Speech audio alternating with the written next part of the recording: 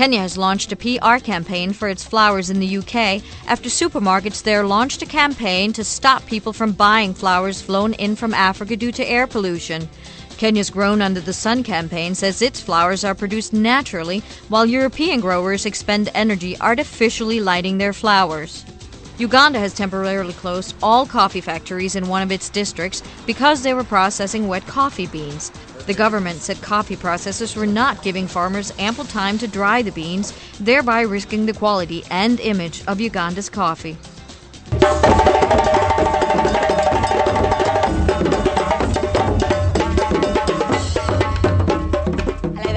Inside Africa, I am with the drummers of Drum Cafe, which is an amazing group which takes drumming and drumming seminars all around corporate America. The idea is to stop them from being stressed. I'm going to take you now from our little drum private session to Uganda, where one musician is doing his best to take East African music away from the African continent and spread it around the world. Nick Valencia has that story.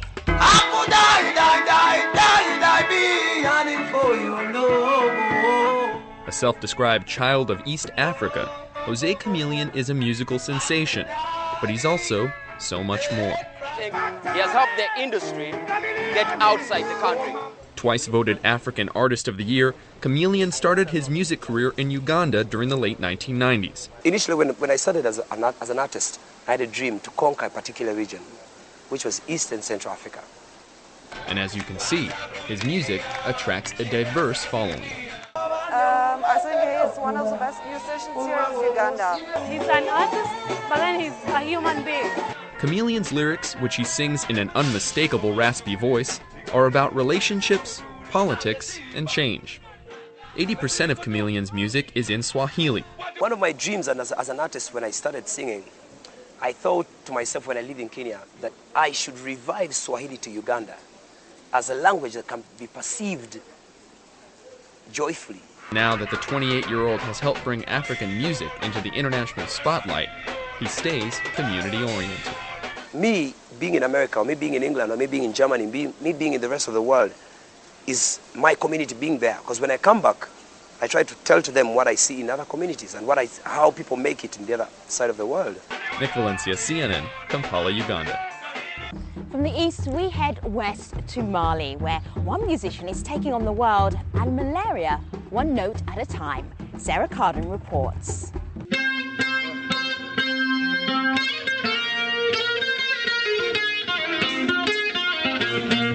The notes from his guitar float through the air in Bamako, Mali. His father is Ali Farkatori, a two-time Grammy winner and one of the most well-known musicians out of Africa. Now 26-year-old Via Farkatori is following in his father's footsteps, using a mixture of African and Western sounds to appeal to listeners across the globe. He's come a long way. Growing up, Ali forbade him to play music. He pushed his son to become a soldier instead. Young Via practiced in hiding in the closet. My father didn't want me to.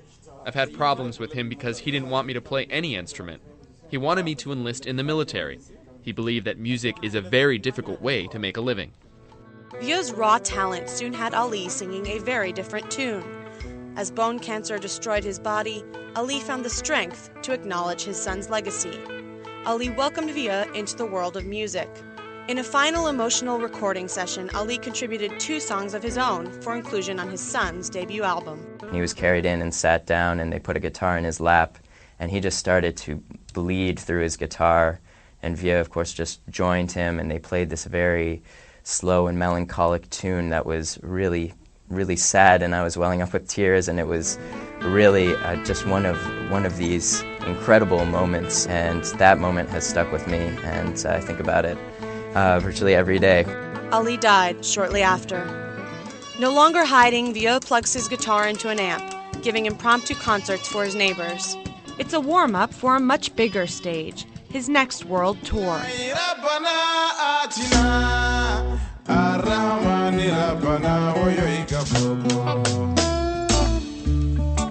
He's already released the music video for his first single, Anna, dedicated to his sister.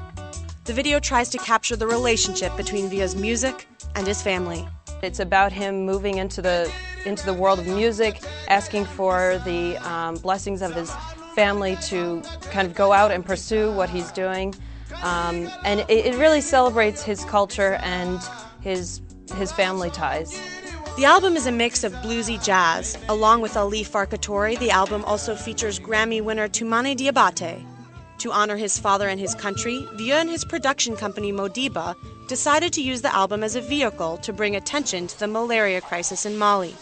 10% of the proceeds from the album will go towards providing mosquito nets in Niafunke, the home region of the Farkatori family in northern Mali. The goal is simple: to use the music of a family to give back to Mali. Sarah Cardin, CNN. There's much more to come on Inside Africa. Just ahead, the man who Nelson Mandela listened to while he was in prison. We catch up with the life and musical career of Jonathan Butler.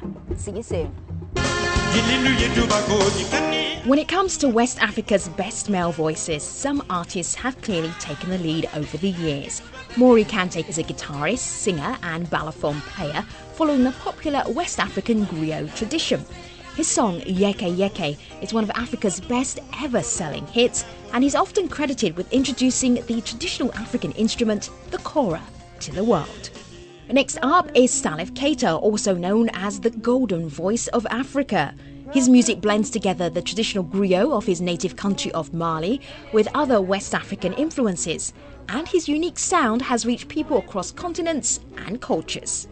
Youssou N'Dour has been dubbed by the New York Times one of the world's greatest artists and West Africa's cultural ambassador to the world.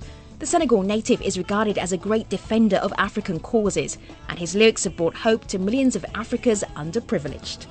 Like Youssou N'Dour, Baaba Maal is also a Senegal native and is seen as one of Africa's best performers. He sings mainly in Pulaar language to promote the cultural traditions of his Fulani people, but using his native tongue hasn't stopped Baaba Maal from turning into an African superstar.